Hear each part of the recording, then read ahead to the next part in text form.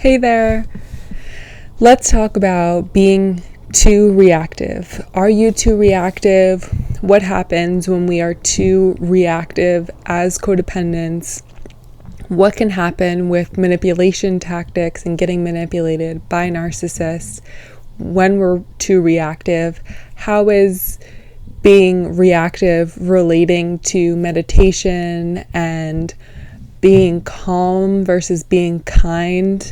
Let's talk about all of it today.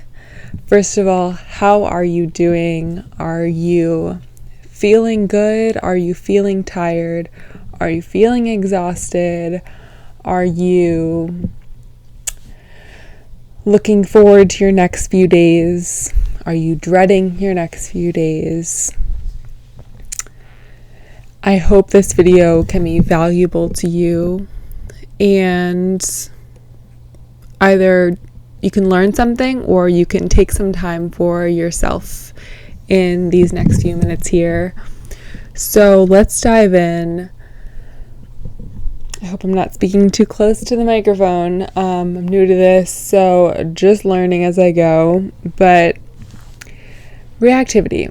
So I practiced meditation for a long time, and up until recently I thought, okay, I am not reactive because I practice mindfulness. When something bothers me, I respond instead of react. I like Eckhart Tolle, The Power of Now, and I, respond kindly even when someone's rude to me. Like, I'm like, oh, I got this. Okay, I've got the reactivity thing down. I was wrong. Because here's the thing, reactivity in your words is different than reactivity in your actual entire self. Your soul, did your soul react is really what the goal needs to be, and not just did your words react the right way. Were your words calm? Were your words a response, not a reaction?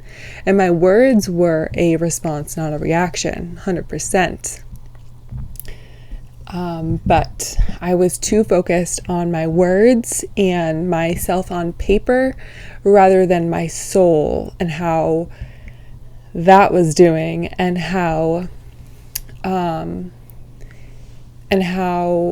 so that was really, really messing me up, and is a challenge still that I'm working on.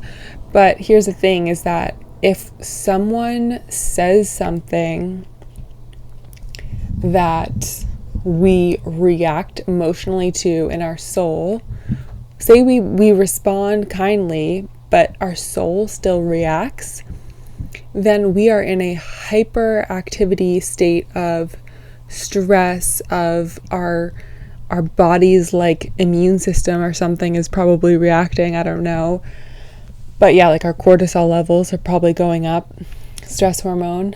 And so we're in this, from where we were as calm to this reactive high cortisol state, that is a change in state.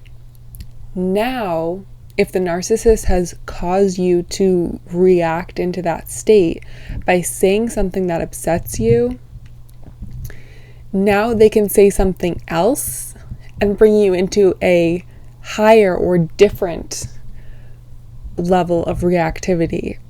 And then from there, you're double out of touch with yourself and double in a reactive state, even more cortisol in your body. Now they can take you to a third reaction state, and now you're reacting here, here, here, and that's where they're controlling you. And this is what I didn't realize. So it's not, we need to, sure, okay, like, yeah, responding kindly to rude things is good, but we need to see more than that, and see our worth more than that.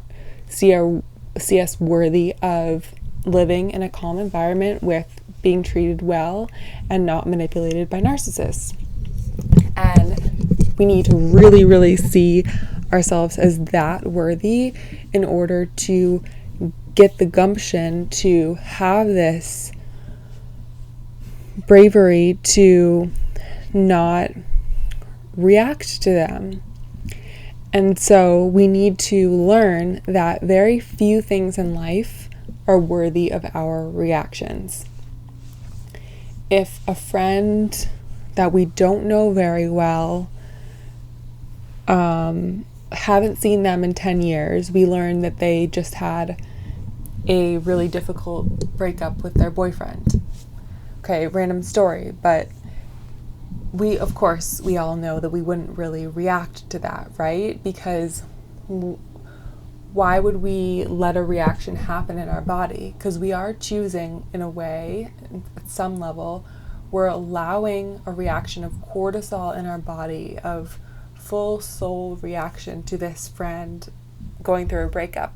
So obviously it's not worth going through so much. We're not going to care that much because we're processing things correctly. But if it's a sibling that something bad happens to, we're going to freak out. We're going to need to figure out, if they're sick at the hospital or something, figure out what hospital they're at, get there right away. And that is worth our reaction. So, right, that's obviously worth our reaction. But then the narcissist is going to figure out what things you value, and they're going to try to make you react to standing up for the things that you value. And they're going to make cases for you being, for the other situation being right or something. This happens in politics. This happens in religion.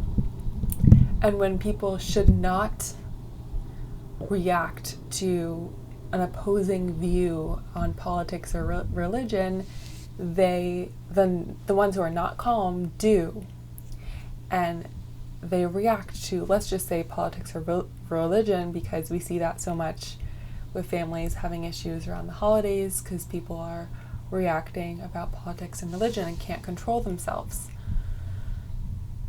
So you see, if you, though, are calm and you realize that someone making a comment about religion and politics isn't worth you causing health harm to yourself by having that stress response, you might have a worse immune system after. This is serious. And you might show up worse for your family members after you have this cortisol reaction.